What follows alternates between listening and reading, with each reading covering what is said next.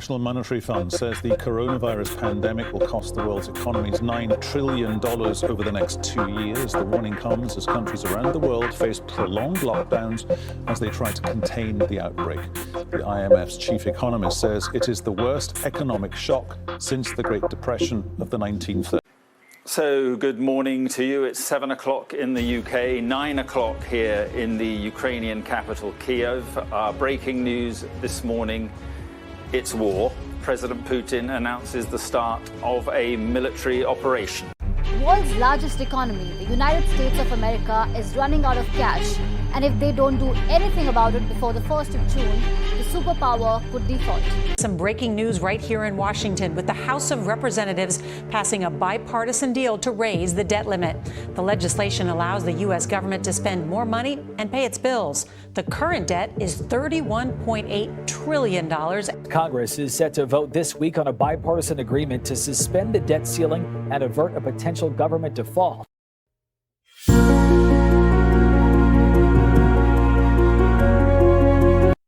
Hi, everyone. On the 24th of February 2022, when Russia launched a large-scale invasion of Ukraine, the world thinks we have just ended COVID pandemic. Later, after 1 year, the invasion still it's going on. Other side, so many countries are facing recession, and some countries are going on default on the country's economy, not small countries like Pakistan and Sri Lanka, even USA and UK also. Why?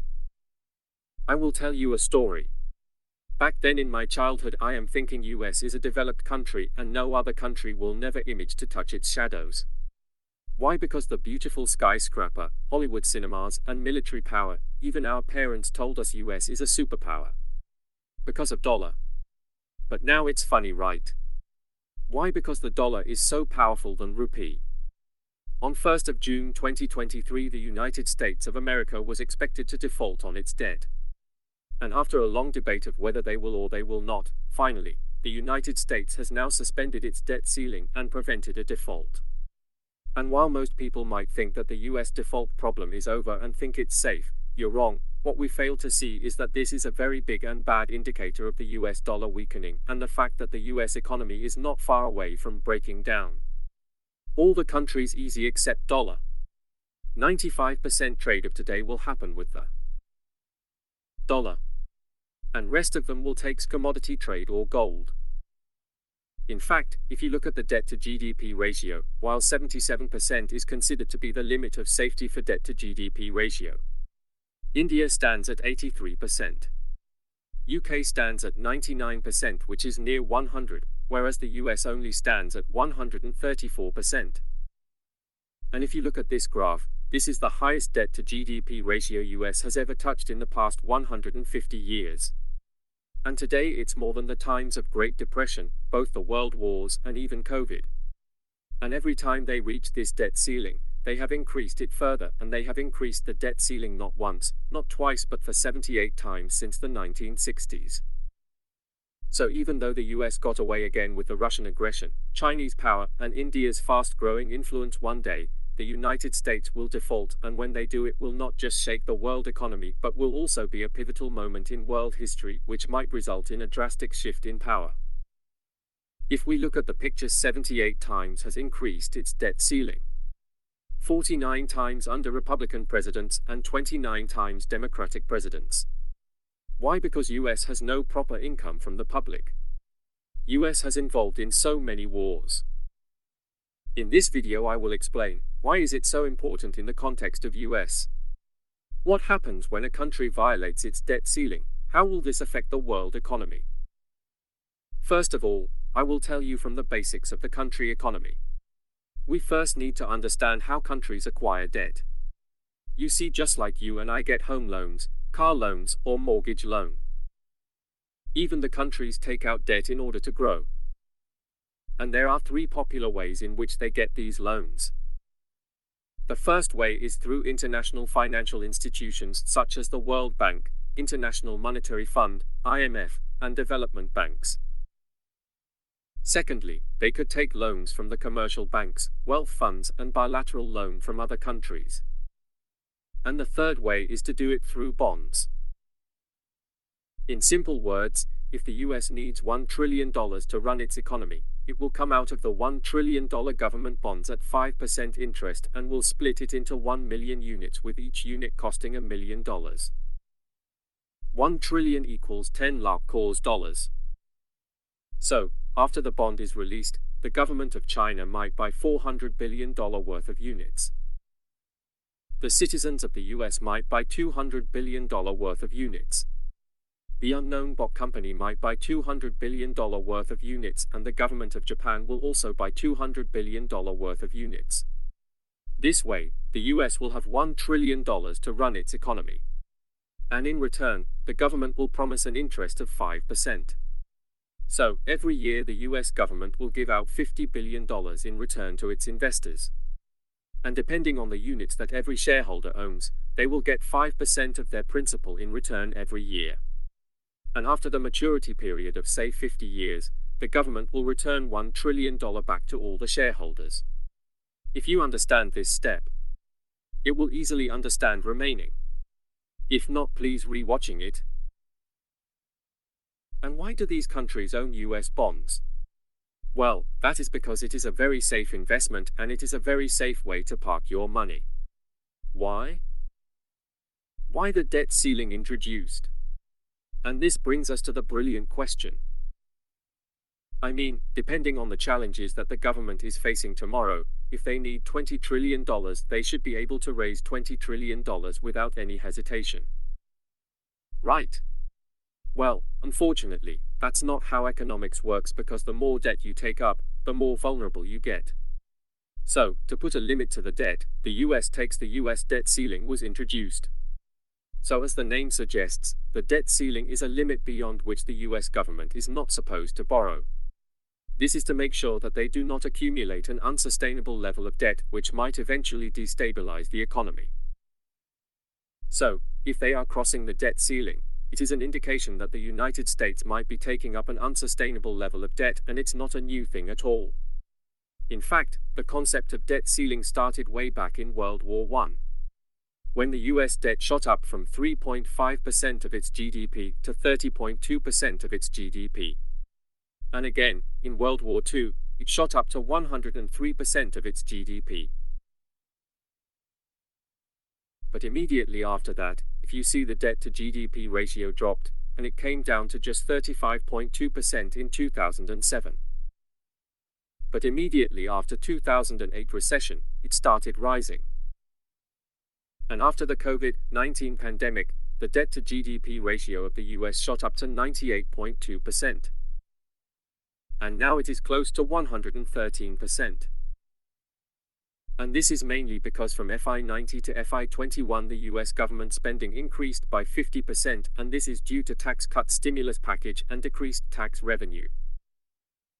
If we deeply look at this picture, from all the presidents in the US elected by the public made the stupid debt to make it its own country powerful.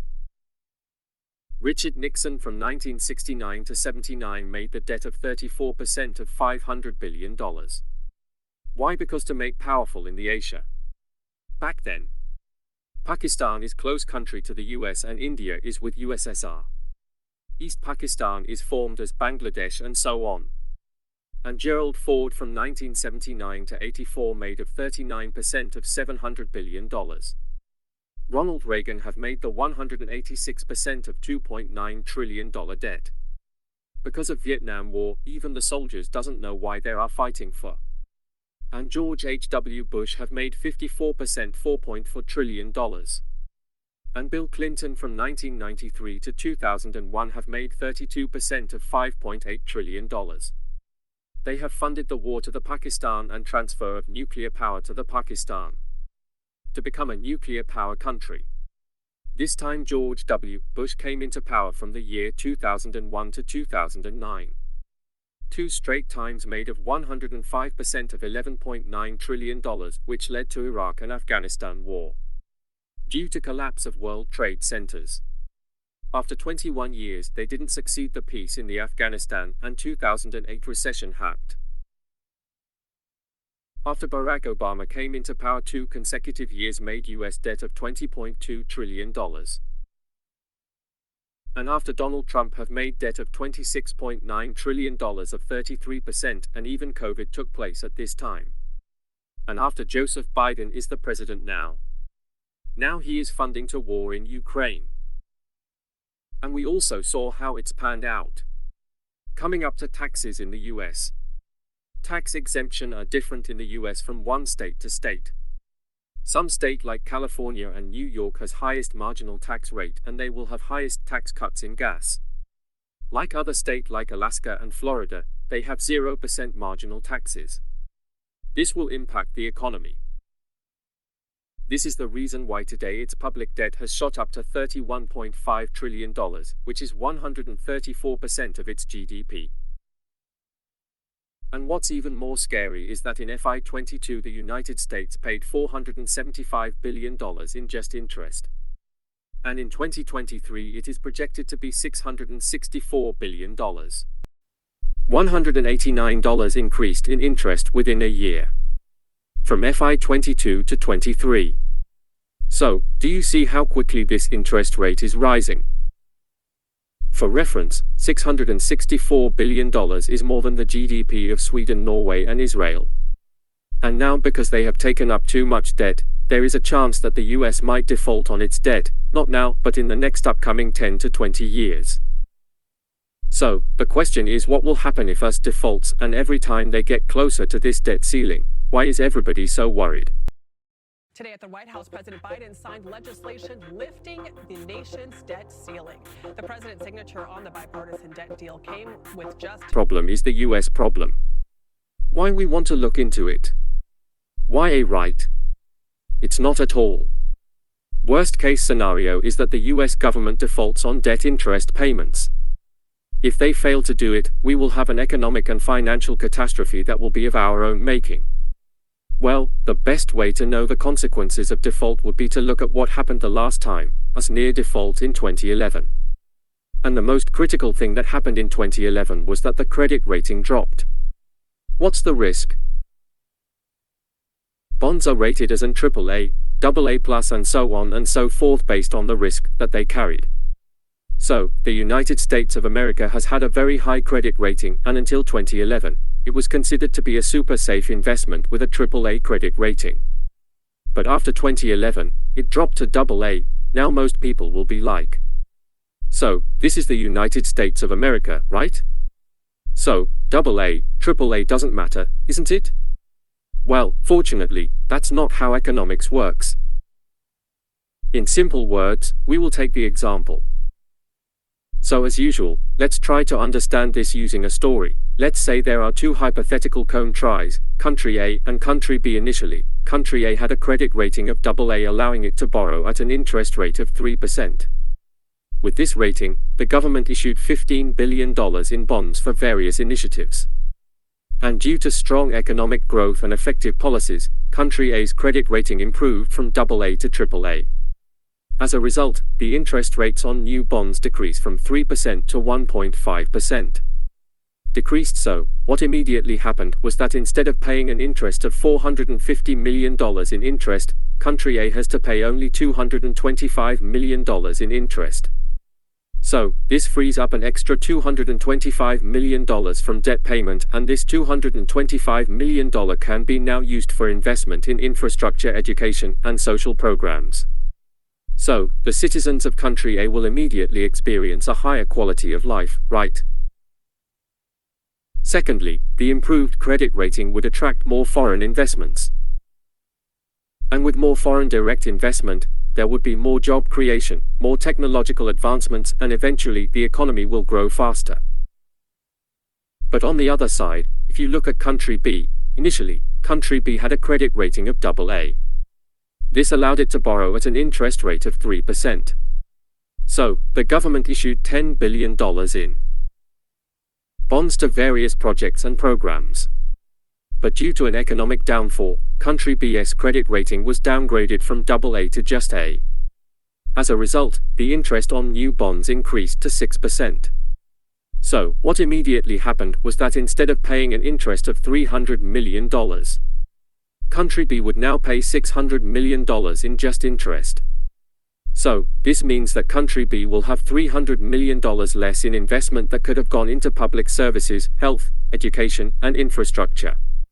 Secondly, the higher borrowing costs would strain the government budget because now the government will have to shell out $300 million extra. And as soon as foreign investors see the strain in budget, they would quit the market. So less foreign investments mean fewer jobs, which will lead to less economic growth. So, the first challenge of default is that your credit rating will go down, which will increase your interest rates, which will lead to less investor confidence, leading to fewer jobs, leading to an economic slowdown. If this is very clear to you guys, let's move to the second challenge. The second challenge of default can be understood by understanding the case of other countries' default for this. Let's take the classic example of Sri Lanka. Sri Lanka, for the very first time in its history, defaulted in 2022. We also saw how it happened.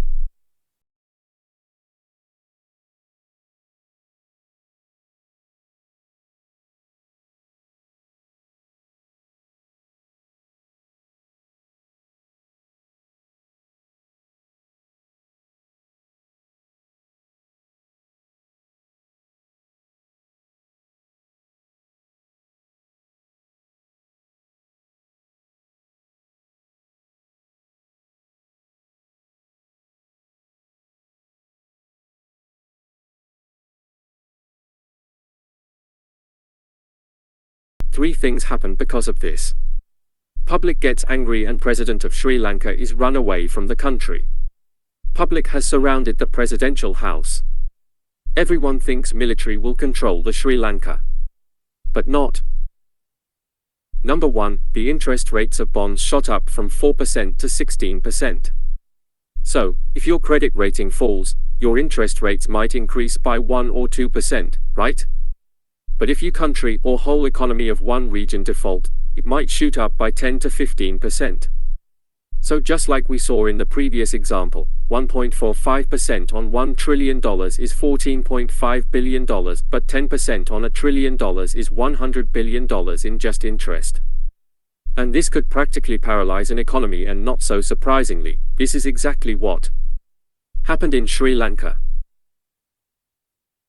Secondly, all foreign investors will become extremely scared and they will start selling off their investments in Sri Lanka. If you see, they started selling their bonds as well as currency holdings, because of which the value of Sri Lankan currency dropped drastically. Thirdly, because the bond interest would increase and the currency would fall, the stock market could come crashing down. And this is again what happened in Sri Lanka. So, in short, the economy will spiral into a deterioration, and this will cause obvious problems like recession, job loss, and poverty. Time in history.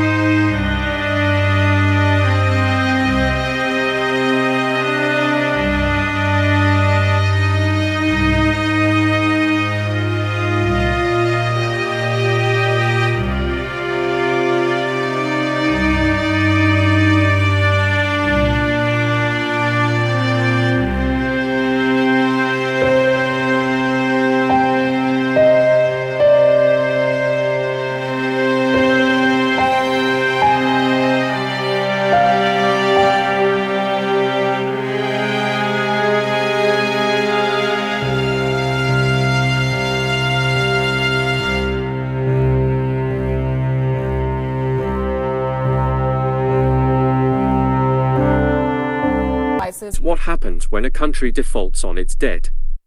So just like Sri Lanka, in the US, when the US economy is no longer so powerful without the ability to borrow, the government will have to cut spending drastically. And this could lead to government shutdowns, layoffs of federal employees, and it will affect everything from social security payments to even military spending. In fact, experts predict that if US defaults, 1.5 million jobs could be lost in a week, 8 million jobs could be lost in the long run. And eventually the banks won't be able to give out capital easily. This means both consumption and business will slow down in US. But like I said, in the United States of America this time and not Sri Lanka, so the possibility of default for now is extremely low. And the US have biggest trump card-like power of technology companies, space technology and even nuclear power. But someday into the future, the United States might default. And when it happens, it will lead to a catastrophe because the world is now losing confidence in the US dollar. And as we know already, the wave of de-dollarization has already started. Hegemony of the dollar. Why is it that world currencies should be pegged against the dollar? The Russia-Ukraine conflict has also forced nations to move away from the dollar. This has been happening for a while. And that is to answer the question, if the US, how will this affect the world economy? Well, it will affect the world economy in some ways.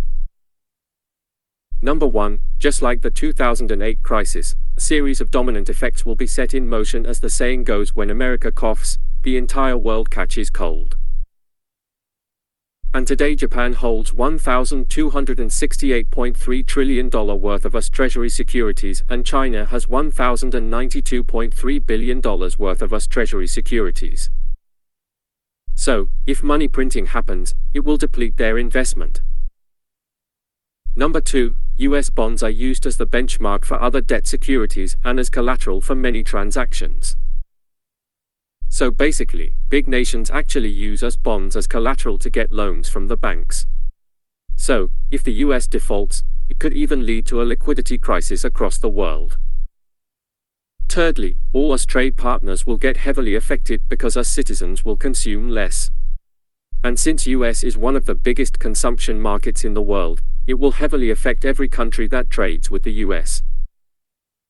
And finally, countries like Argentina and Zimbabwe that are currently using the dollar in place of their own currency will completely lose trust in the dollar, and they will move on to another currency. And lastly, considering the new BRICS countries are Brazil, Russia, India, China and South Africa. Their currency and the rise of the digital yuan and digital rupee, we could be looking at the rise of another giant superpower, or even better, a cluster of nations that together will act as a superpower.